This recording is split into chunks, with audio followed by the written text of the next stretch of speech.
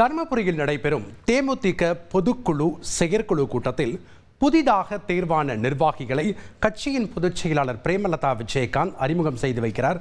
அந்த காட்சிகளை நாம் பார்க்கலாம். இன்று முதல் உங்கள் அனைவரின் விருப்பத்திற்கு இணங்க இளைஞரணி செயலாளராக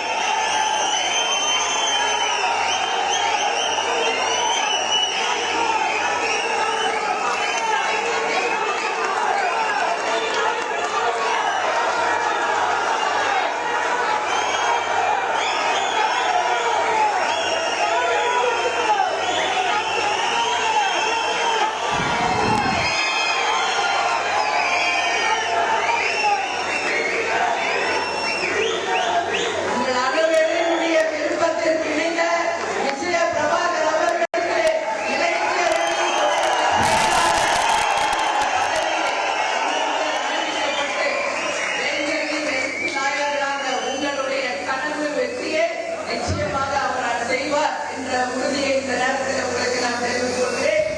மற்ற அணிகளுடைய அறிவிப்பு நாளை மே தினம் நமது தலைமை கழகத்திலே அறிவிக்கப்படும் என்பதையும் இந்த நேரத்திலே நான் தெரிவித்துக் கொள்கிறேன். அதே போல இன்று முதல் கள விவரங்களை தெரிந்து கொள்ள எமது செய்தியாளர் நந்தகுமார் இணைப்பில் இணைகிறார். வணக்கம் நந்தகுமார். தேமுதிகவுடைய பொதுக்குழு செயற்குழு கூட்டத்தில் பல்வேறு முக்கிய அறிவிப்புகள் வெளியாகும் அப்படின்னு ஏற்கனவே தெரிவிக்கப்பட்ட நிலையில் தற்போது கட்சியினுடைய பொதுச் செயலாளர் பிரேமலதா விஜயகாந்த் என்னென்ன அறிவிப்புகளை வெளியிட்டு வருகிறார்? அங்கே இருக்கக்கூடிய கள விவரங்கள் என்ன? தர்மபுரி மாவட்டம் பாலக்கோடு அருகே உள்ள வெள்ளிசந்தை பகுதியில் உள்ள தனியார் மண்டபத்தில் தேமுதிகவின் பொதுக்குழு மற்றும் செயற்குழு கூட்டம் இன்று நடைபெற்றது. இதற்கு தர்மபுரி மாவட்டம் அல்லாத பல்வேறு மாவட்டங்களிலிருந்து திரண்ட நிர்வாகிகள், கட்சி தொண்டர்கள் புடைசூழ வருகை புரிந்த பிரேமலதா விஜயகாந்த் அவர்களுக்கு உற்சாக வரவேற்பு அளிக்கப்பட்டது.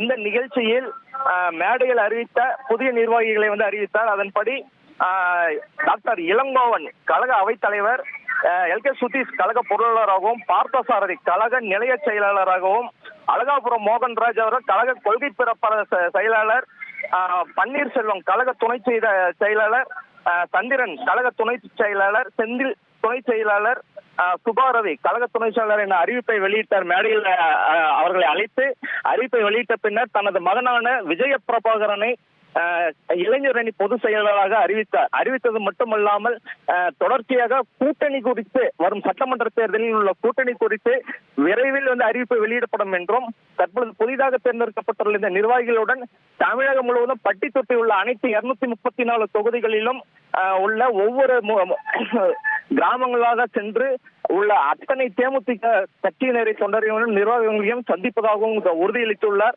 அது மட்டும் இல்லாமல் கேப்டன் உருவம் பதித்த தங்க மோதிரத்தை மகனுக்கு பரிசாக அளித்துள்ளார். அது மட்டும் சுதீஷிடம் கழக பொருளாளர் என்ற அடிப்படையில் கட்சிக்கு தனது சொந்த நிதியான 50,000 ரூபாயை தற்பொழுது வழங்கியுள்ளார். மேலும் மக்களிடையே கட்சி தொண்டர்களிடையே உற்சாக ஏற்படுத்தும் வகையில் தற்பொழுது உறுதியுடன் தற்பொழுது நமது கூட்டணி விரைவில் வெற்றி பெறும் என்றும் அறிவித்துள்ளது குறிப்பிடத்தக்க ஒரு விஷயமாகும். நன்றி நந்தகுமார், உங்களுடைய தகவல்களுக்கு. செய்திகளை உடனுக்குடன் தெரிந்து கொள்ள உடனே சப்ஸ்கிரைப் பண்ணுங்க.